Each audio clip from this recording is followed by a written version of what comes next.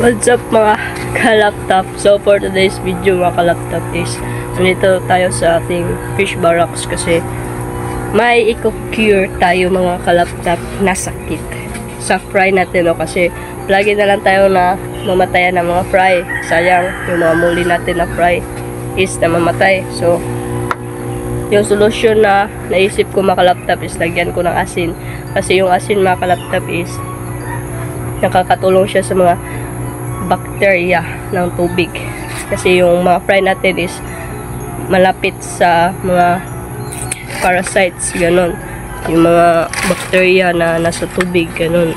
So naisip ko is lagyan ko na lang ng asin para ma-cure yung sakit nila kasi may mag-swim dito na parang pag ganun na parang wiggle-wiggle na pag-swim, so hindi na siya normal. So lagyan natin ng asin and yun lang yung content natin para makita nyo yung mga fry kung paano natin i-cure. So let's go. Tayo dito, nagdala na ako ng asin. So lagyan natin ng asin yung mga fry natin. Yun o, yung paglangoy niya hindi siya normal, hindi talaga normal yung paglangoy sa mga fry natin. So naisip ko lagyan ko ng asin. Natakot kasi ako na maglagay ng asin dito sa fry natin kasi fry pa sila, so baka maano sila ba, pero naisip ko is okay lang kasi hindi naman makaharm yung asin sa mga isda natin. So thanks God na lang na walang namatay sa ating mga fry sa gapi. So ito talaga yung solusyon na naisip ko. So kapag ito kinabukasan is may namatay, hindi effective yung paglagay natin ng asin sa fry natin. So may sipon talaga ako, no? So rock salt yung ginamit natin.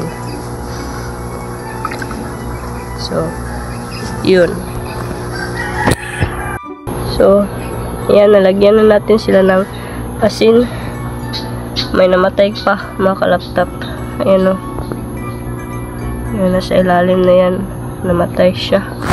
So kunin natin para hindi mag-ano yung mga bacteria.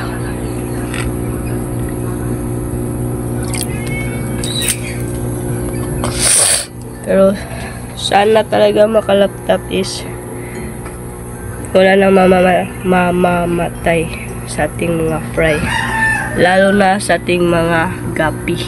Yan yung mga gapi natin. Ito days old, 1 week old na to.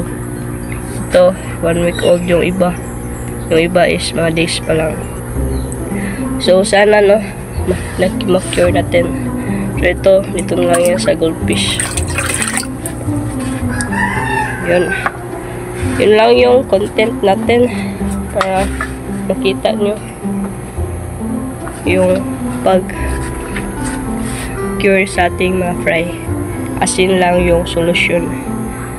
Basta may ganyang maglangoy yung mga isda natin, no? So, ayun. Yun lang mga laptop, and salamat pala sa panonood, no? And don't forget to like, share, comment, and subscribe to my channel. And click the tiny bell para palagi ka updated sa susunod natin i-upload. So yun lang, and kung may ganyan ka rin na mga isda sa fry mo na mapapansin mo o is palaging namamatayan, so lagyan nyo lang ng asin kasi asin is the best for the fishes. Kasi hindi sila nag-harm ng mga isda, kundi may beneficial din yung isda na makuha sa asin, and then mag-ano din siya sa nitrite ba yun, yung ano sa tubig, parang i-cure niya din. So yun lang, salamat sa panonood, peace out.